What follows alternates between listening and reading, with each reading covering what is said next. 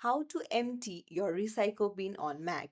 Hey everyone, welcome back to the channel. If you are new here, don't forget to hit the subscribe button and turn on the notification bell to not miss any updates. So in today's video, I'm going to show you how you can easily empty your recycle bin on your MacBook. Let's dive right in. You can head over to your settings, go to the general tab and then click on storage. Now, you can see the bin option. You can just tap on the eye icon and then you can see all of the items on your bin, and you can tap on empty bin and just empty it up. And that's it. Your recycle bin will be emptied.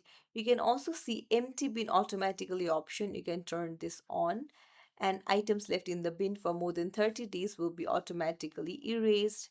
So it's as simple as that. If you found this tutorial helpful, don't forget to like the video, and thank you for watching.